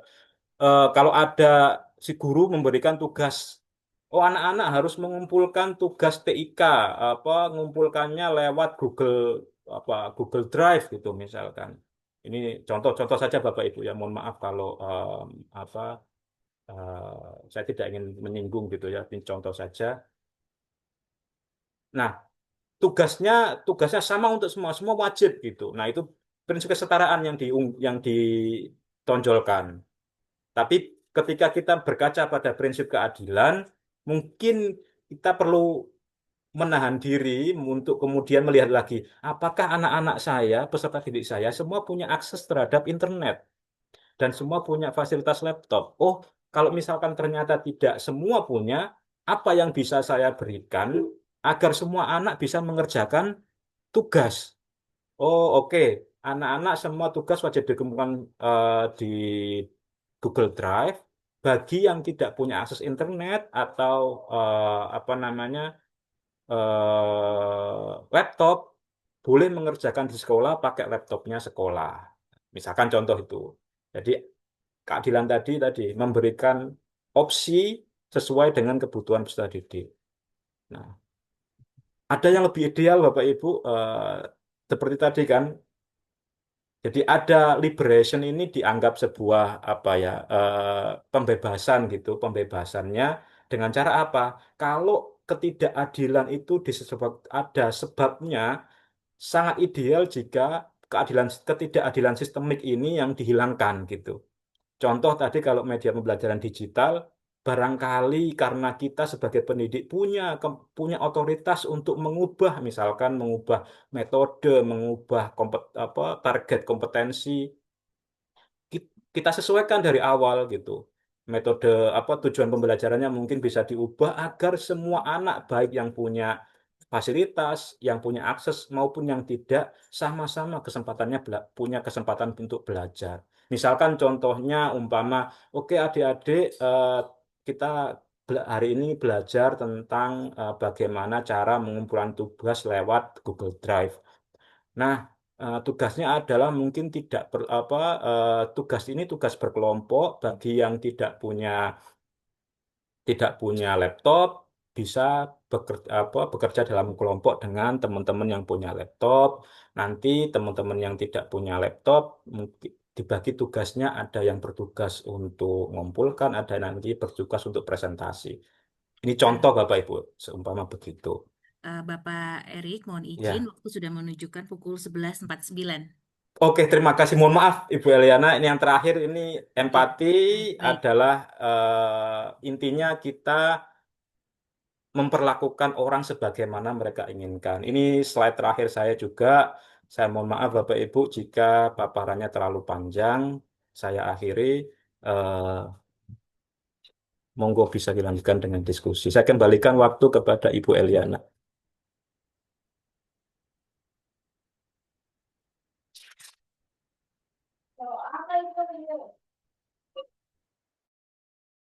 Baik, terima kasih kepada Bapak Erik Firmansyah atas pemaparan materinya dengan tema membangun suasana belajar yang menghargai perbedaan. Tadi ada banyak Bapak Erik memaparkan tentang masalah perbedaan budaya yang sangat signifikan, begitu ya. Ada istilah direct communication dan indirect communication dan juga mengutip sedikit kutipan dalam bahasa Jawa komunikasi yang tidak ada tedeng aling-aling alias direct communication yang mana di beberapa budaya sana dianggap sebagai kejujuran, begitu ya. Sedangkan di beberapa budaya, mungkin budaya Asia atau budaya kita dianggapnya sebagai kurang sopan atau kurang menghargai seperti itu ya, dan tidak bisa dijudgment mana yang lebih baik kan tidak ada begitu. Baik Bapak dan Ibu, sebelum kita mulai di sesi tanya jawab, saya akan membagikan link daftar hadir. Mohon untuk mengecek pada kolom chat masing-masing, Bapak dan Ibu. Sudah saya kirimkan dan saya infokan mohon untuk link ini tidak disebarkan di grup utama seperti itu ya, karena daftar hadir ini memang untuk Bapak dan Ibu yang sudah menghadiri webinar hari ini dari awal sampai dengan akhir. Kemudian untuk Bapak Hardika dan Bapak Erik sudah ada beberapa penanya pada kolom komentar. Mungkin boleh saya panggil Bapak Yono Suyono. Bapak Yono? Atau mungkin saya bacakan saja, ini beliau ada chat yang ditujukan kepada Bapak Erik. Yang pertama adalah bagaimana kita dapat menunjukkan rasa hormat dan empati terhadap teman yang memiliki latar belakang budaya yang berbeda. Itu pertanyaan yang pertama ya Bapak Erik ya. Kemudian untuk pertanyaan yang kedua dari Bapak Seto. Bapak Seto ditujukan untuk Pak Hardika, yaitu apakah perlu diterapkan KPI untuk perguruan tinggi, bagaimana mereka sudah menerapkan dan mengelola keberagaman di lingkungan perguruan tinggi mereka, seperti banyaknya siswa dengan latar belakang suku, agama, ras yang belajar di sana, dan KPI ini akan dikaitkan atau dapat mempengaruhi akreditasi perguruan tinggi tersebut. Kemudian pertanyaan yang ketiga, sebentar ini saya harus scroll dulu. Tadi Bapak Yono sudah, Bapak Seto sudah. Baik, dua orang dulu ya, Bapak dan Ibu. Monggo, saya persilahkan kepada Bapak Erik terlebih dahulu. Mungkin Pak Erik boleh dijawab pertanyaan yang pertama. Baik, terima kasih ya atas pertanyaannya Pak Suyono ya. Em, Ya, saya akan menjawab berdasarkan pengalaman saya juga, Bapak Ibu. Eh, Bagaimana sih menghormati perbedaan budaya atau tradisi di sekolah atau masyarakat, baik menghormati siapapun gitu. Yang pertama, yang ingin saya mungkin juga bagikan adalah kita menghindari untuk apa ya? Kalau dalam bahasa Inggris itu suspend judgment. Jadi jangan jangan langsung suka untuk menghakimi begitu hanya dengan melihat sikap atau bahasa tertentu, kemudian kita seperti tadi kita pun langsung jatuh pada stereotip itu. Jadi stereotip tertentu, oh bahwasanya kamu pasti em, apa kasar, oh orang itu pasti nggak sabaran begitu. Jadi ditunda dulu, lebih banyak mendengar. Di paparan terakhir sang tadi itu kita mengedepankan prinsip-prinsip aturan platinum gitu. Kalau aturan aturan emas atau golden rule itu memahami perasaan atau sikap orang lain dari sudut pandang kita. Nah, itu aturan aturan emas ya, aturan aturan golden rule gitu. Artinya kalau kalau kita tidak suka dihina, kita jangan menghina. Itu aturan golden rule gitu. Nah, sekarang saya pribadi mengajak kepada kita semua untuk menerapkan aturan yang lebih tinggi dari aturan emas, yakni aturan platinum. Jadi memahami perasaan dan sikap orang lain menurut pendapat mereka gitu. Jadi artinya apa konsekuensinya kita diharuskan lebih banyak mendengar. Kemudian diharuskan lebih banyak mengerti mereka itu apa lawan bicara kita, peserta didik kita, apa yang mereka kehendaki. Biasanya ya memang di awal gitu umpama contoh. Tadi saya juga menjadikan contoh itu misalkan kalau di kelas kita ketika membuat kesepakatan kelas itu kita libatkan mereka, kita libatkan peserta didik kita, siswa kita. Tidak hanya sekedar kita maunya apa. Oh, kalau saya itu sebagai siswa saya pasti nggak suka kalau anaknya rame. Dulu ketika belajar, karena saya nggak suka rame, ketika saya jadi guru, kesepakatan kelas pertama adalah tidak boleh rame.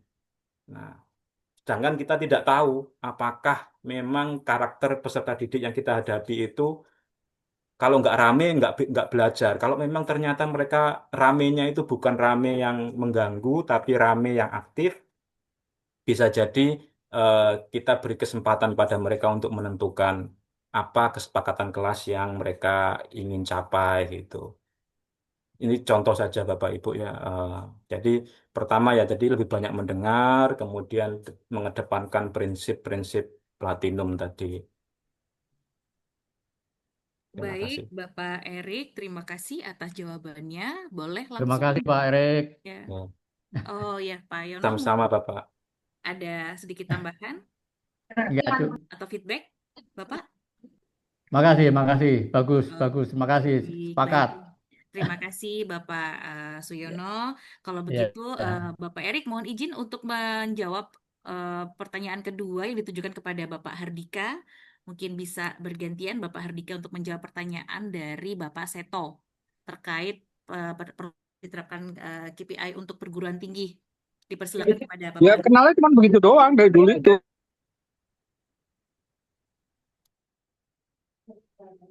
Oke, terima kasih Mbak Eliana. Pertanyaan dari Pak Seto ya. Kalau dari pertanyaannya berarti Pak Seto berasal ruang lingkup dari pendidikan tinggi ya, atau Bapak dosen gitu ya. Baik Pak Seto, pertanyaannya ini eh, lumayan banyak dan kalau saya breakdown yang pertama ya, agar nanti jawabannya nggak blunder gitu. Yang pertama, apakah perlu diterapkan KPI ya untuk perguruan tinggi? Oke, itu satu pertanyaannya apakah perlu. Yang kedua, bagaimana ya menerapkan dan mengelola keberagaman di lingkungan perguruan tinggi? Itu pertanyaan yang kedua. Pertanyaan yang ketiga, bagaimana KPI ini jika diterapkan ya, itu dikaitkan dengan instrumen akreditasi ya untuk perguruan tinggi. Nah, saya akan coba runutkan dari pertanyaan yang pertama ya. Nah, ini kalimat tanya, apakah perlu Key Performance Indicators untuk inklusivitas atau keberagaman di perguruan tinggi? Maka jawaban saya yang bisa saya sampaikan adalah sangat perlu Pak Seto ya. Sangat perlu. Kenapa? Ya tentunya jika adanya KPI ini ya berkaitan dengan keberagaman itu banyak beneficialnya atau banyak manfaatnya. Pertama adalah tentunya nantinya KPI ini dapat mengukur komitmen ya, komitmen perguruan tinggi tentunya terhadap adanya keberagaman atau inklusivitas.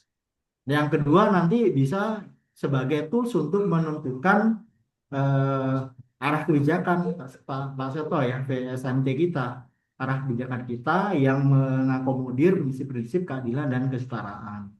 Dan nantinya jika ada tools ini, KPI ini, maka ini juga dapat memonitor efektivitas program keberagaman kita. Nah, beberapa KPI ya yang mungkin bisa saya eh, turunkan ya, apa saja sih? Misalkan Pak Seto, KPI-nya yang satu adalah persentase mahasiswa dari berbagai latar belakang suku, ya, itu bisa kita terapkan. Yang kedua misalkan KPI-nya adalah jumlah program lintas budaya misalkan ya, atau toleransi yang diselenggarakan per tahun, nah itu bisa kita buat KPI seperti itu.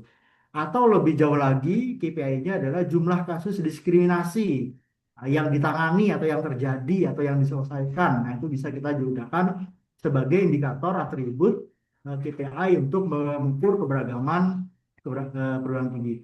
Kalau dari segi SDM ya, dari dosen dan tendik, jumlah dosen dan tendik dari keberagaman ya, dari suku atau ras tertentu ini juga bisa kita gunakan. Dan juga adanya indeks kepuasan ya, lagi-lagi adalah kepuasan pelanggan ya, pelanggan kita adalah kepuasan mahasiswa kita terhadap adanya prinsip minoritas terhadap pelayanan kampus. Itu yang pertama, apakah perlu. Yang kedua, lantas bagaimana menerapkannya ya, menerapkan dan bahkan lebih lanjut lagi mengelola ya. Nah ini kalau mengelola kan agak lebih manajerial ya. Itu yang pertama, bagaimana menerapkannya ya. Yang lebih mudah pertama adalah penerimaan mahasiswa baru yang lebih inklusif ya, tidak membatasi dari suku ras tertentu. Nah, itu yang pertama. Syukur-syukur kalau yang kedua, jika sudah ada penerimaan mahasiswa dari berbagai latar belakang, ya kita butuh juga adanya pusat studi atau layanan-layanan khusus ya. Kalau bahasa Inggrisnya itu diversity office ya. Diversity office itu biasanya kita butuh ya, atau pusat studi multikultural ya, itu butuh untuk sebagai layanan kita. Adanya kegiatan mahasiswa antar budaya dan juga syukur-syukur ada kebijakan internal ya, internal berkaitan dengan anti diskriminasi dan juga pelatihan-pelatihan ya, pelatihan SDM kita, staf, tendik, dosen tentang adanya keberagaman atau inklusivitas sosial. Nah, pertanyaan terakhir, nah ini biasanya gongnya di sini berkaitan dengan penilaian akreditasi ya. Karena ujung-ujungnya fasilitas ataupun material atau imaterial yang dilayani di perguruan tinggi itu berujung kepada penilaian akreditasi ya. Apakah bisa keberagaman ini mempengaruhi nilai akreditasi? Kebetulan saya pernah mempelajari instrumen akreditasi ya di lewat pelatihan auditor mutu internal perguruan tinggi itu kan ada instrumen akreditasi yang untuk program studi ya Pak ya, ada yang instrumen akreditasi untuk perguruan tinggi, ada yang 3.0 dan 1.0. Nah, sebenarnya di butir penilaian mutu berkaitan dengan keberagaman itu sudah diatur sebenarnya. Ya ini kalau tidak salah begini Pak, bunyi bunyi kontennya ya, bahwa adanya pelayanan terhadap mahasiswa berkebutuhan khusus satu ya, adanya komitmen keberagaman, ada kebutuhan khusus, ada komitmen keberagaman, ada bahkan lebih lanjut lagi adalah pengembangan lingkungan kampus yang inklusif dan apa namanya yang menjunjung tinggi nilai keberagaman. Nah, itu sebenarnya sudah diatur di instrumen akreditasi. Kalau Bapak bisa mengakomodir program keberagaman ini, itu tim penjamin Bapak ya, tim penjaminan mutu Bapak itu bisa mengaitkannya kepada IAPS ini, baik itu di level IAPS-nya atau di IAPT-nya ya, itu ada butir berkaitan dengan mengakomodir pelayanan inklusivitas dan juga komitmen keberagaman. Itu ada Pak, nanti bisa sebagai penguat ya, misalkan Bapak mengajukan manajemen ya, bagaimana kita bikin KPI berkaitan dengan keberagaman, biar nanti mengakomodir ya program-program keberagaman. Pasti tim manajemen tuh nyari loh. Ya boleh saja, tapi ini landasan normatifnya kemana gitu ya. Terus nanti manfaatnya kemana, itu pasti ditanya seperti itu. Nah, yang saya sampaikan itu tadi, itu bisa menjadi senjata Bapak untuk pengajuan sebagai KPI ya. Karena nggak nggak semudah membalikan telapak tangan bikin KPI, mengajukan KPI itu ya. Karena nanti ujung-ujung KPI itu adalah penilaian kinerja. Nah, kalau sudah penilaian kinerja itu merembet kemana-mana. Bahkan yang menjadi momok kita kalau sudah penilaian kinerja itu adalah berkaitan dengan eh, apa namanya kontribusi finansial ya, lebih jauhnya akan ke sana. Tapi itu adalah ide yang bagus yang menetapkan KPI keberagaman agar nantinya baik itu tenaga SDM kita ya, dosen ataupun tendik itu lebih aware, bahkan lebih jauh lagi manajemen itu UPPS ataupun bahkan lingkup perguruan tinggi leveling direktorat itu lebih aware lagi bahwa memang keberagaman ini menjadi sebuah poin yang penting untuk mendongkrak akreditasi baik itu di lingkungan leveling perguruan tinggi ataupun di program studi. Itu Pak Seto, semoga menjawab pertanyaan Bapak, tapi saya apresiasi pertanyaan ini membuka saya pribadi ya, bahkan ternyata ya perlu juga ya KPI berkaitan dengan ini agar eh, program inklusivitas itu bisa menjadi salah satu indikator poin di dalam penilaian kinerja kita sebagai dosen dan pendidik. Terima kasih begitu Bang Ilyana. Baik, terima kasih Bapak Hardika dan juga Bapak Seto yang sudah memberikan feedback dan pertanyaan dan juga jawaban. Begitu, dan kami kembali ingatkan kepada Bapak dan Ibu yang belum mengisi daftar hadir, sudah saya sematkan di kolom komentar. Sudah ada sekitar 28 orang, mungkin ada beberapa yang belum mengisi daftar hadir ya. Karena daftar hadir ini adalah pedoman kami untuk memberikan sertifikat kepada Bapak dan Ibu. Dan mohon daftar hadir ini tidak disebarkan di grup HIPMI ya, begitu ya. Baik, Ya, Bu, siap. kita telah sampai di penghujung acara, sebelum benar-benar ditutup, mungkin dari Pak Hardika mohon diberikan closing statement masing-masing, juga Pak Erik ya nantinya bergantian. 1 menit saja waktu yang bisa saya berikan. Baik, terima kasih Mbak Liana. Terima kasih saya sampaikan kepada Bapak dan Ibu sekalian yang sudah hadir untuk mengikuti serangkaian kegiatan ini. Pesan yang ingin saya sampaikan itu adalah singkat dan padat saja. Kita sebagai tenaga pendidik ya, baik itu di level Dikdasmen ataupun pendidikan tinggi, malah kita sebarkan prinsip-prinsip keberagaman atau inklusivitas. Malah kita tidak menilai anak didik kita, mahasiswa ataupun siswa kita itu hanya berdasarkan perspektif budaya yang memiliki kesamaan. Tentunya mereka datang dari latar budaya bahkan agama yang berbeda. Oleh karena itu, Bapak dan Ibu sekalian, malah kita lebih bijak lagi di dalam memberikan pembelajaran metode ya begitu ya, atau cara kita mengajar, dan lebih jauh lagi, lebih bijak lagi kita di dalam memberikan penilaian. Karena ujung-ujung dari kegiatan proses pembelajaran itu adalah bagaimana guru atau dosen memberikan nilai ya, nilai kepada atau scoring kepada siswa kita. Hindari bias Bapak dan Ibu, hindari bias dan juga junjunglah tinggi prinsip inklusivitas ataupun keberagaman. Terima kasih Mbak Diana, itu yang bisa saya sampaikan. Baik, selanjutnya Bapak Erik, 1 menit.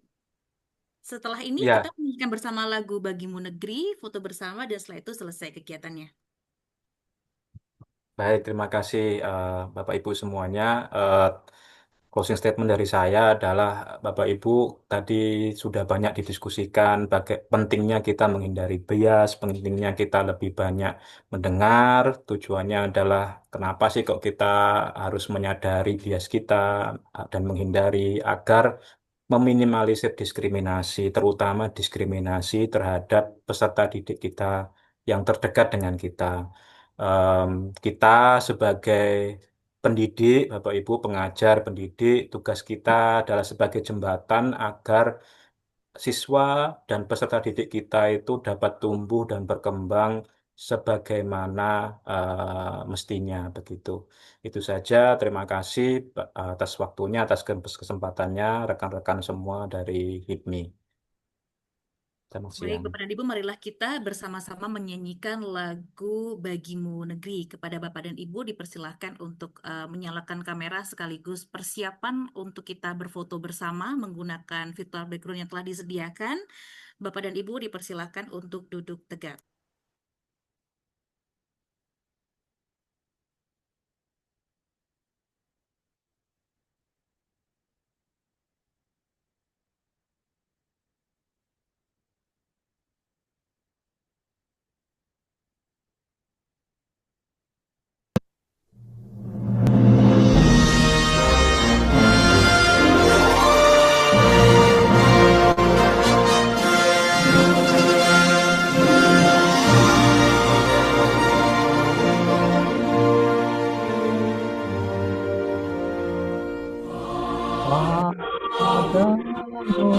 Pada negeri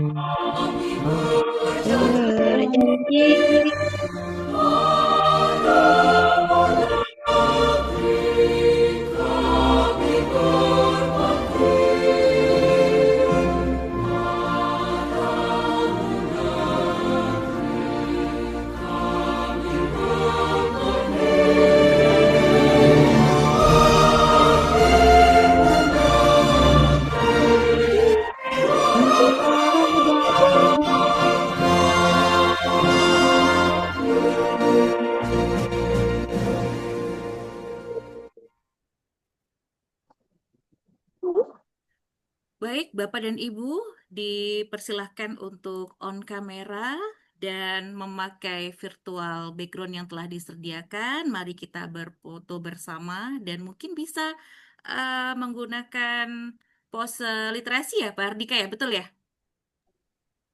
Kompetensi gitu ya. Oh, Nah, kompetensi.